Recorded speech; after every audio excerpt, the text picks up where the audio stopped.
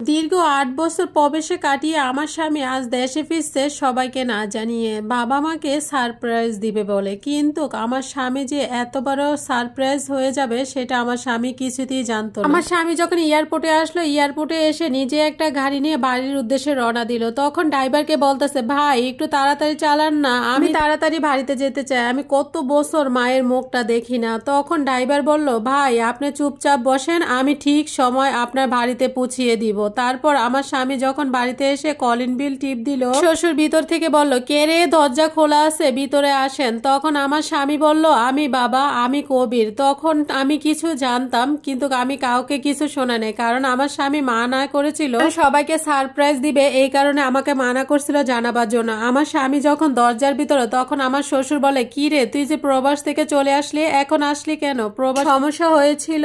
তখন ও বলতেছে, না বাবা, কোনো সমস্যা হয় নাই, তোমাদেরকে অনেক বছর দেখি না, তাই চলে আসলাম। তখন আমার মাও একই কথা বলল, কি রে বাবা, আজ থেকে চলে আসলি, না বললে তো আবার কবে যাবি? তখন আমার স্বামী দরজার সামনে দাঁড়িয়ে ভাবতাছিল, আমি এত বছর পরে বাড়িতে আসলাম, এখনো ঘরও ঢুকি নেই। তখন মা বাবা আমাকে জিজ্ঞাসা করতেছে আমি কবে যাব। বললো, বাবা ৩-৪ মাস থেকে চলে যাব। তারপর আমার স্বামী ঘরে ঢুকলো। ঘরে ঢুকার পরে আমার রুমে আসলো। আমার স্বামীর পিছন পিছন আমার শাশুড়িও রুমে আসলো। এসে বলতেছে, বাবা তাড়াতাড়ি রেডি হয়ে নে, তোর ছোট ভাইয়ের আজকে বিয়ে। তখন আমি মনে মনে ভাবলাম, কি ব্যাপার, আমার ছোট ভাইয়ের বিয়ে, অথচ আমাকে মা বাবা আগে কেন জানে নাই? তখন আমার স্বামী আমার শাশুড়ি মাকে জিজ্ঞাসা করলো, কি মা, ছোট ভাইয়ের বিয়ে, অথচ তুমি আমাকে এবারও জানালা না, আর তোমার বৌমা কেন আমাকে জানে নাই? তখন আমার শাশুড়ি সত্যিটা বলে দিল, বললো বৌমাকে আমি নিষেধ করেছিলাম যেন তোকে বিয়ের খবরটা না দেয়। তখন আমি অনেকটা কষ্ট পাইলাম। আমি তখন মাকে বললাম, না মা, আমার শরীরটা ভালো লাগতেছে না, আমি যাব না, তোমরাই যাও। তারপর আমি আমার স্বামীকে ফ্রেশ হতে বললাম। তারপর স্বামীর জন্য কিছু খাবার নিয়ে আসলাম। তারপর আমার স্বামী এতটা মন খারাপ করেছিল,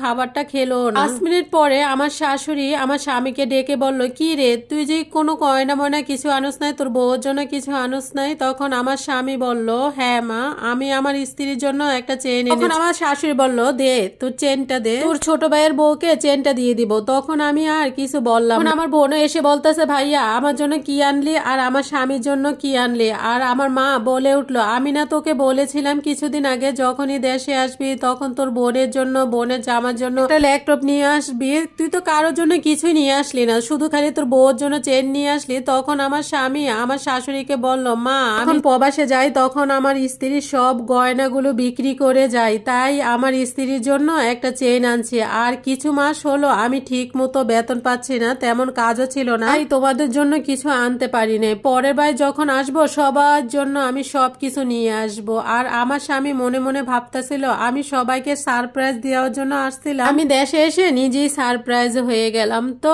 আজকের গল্পটা আমার পরিচিত এক আপুর লেখা ছিল।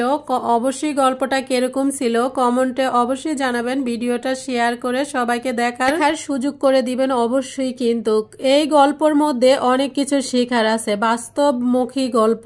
তো সবাই অনেক বেশি ভালো থাকেন, সুস্থ থাকেন, আমার জন্য দোয়া করবেন। আর আমার পেজের পাশে যারা আছেন সবাইকে অনেক অনেক ধন্যবাদ, আমি সবার কাছে অনেক কৃতজ্ঞ। এইভাবেই আমাকে ভালোবেসে সাপোর্ট করে যাবেন। সবাই ভালো থাকেন, সুস্থ থাকেন। আজকের মতো এই পর্যন্ত, কি আল্লাহ হাফেজ।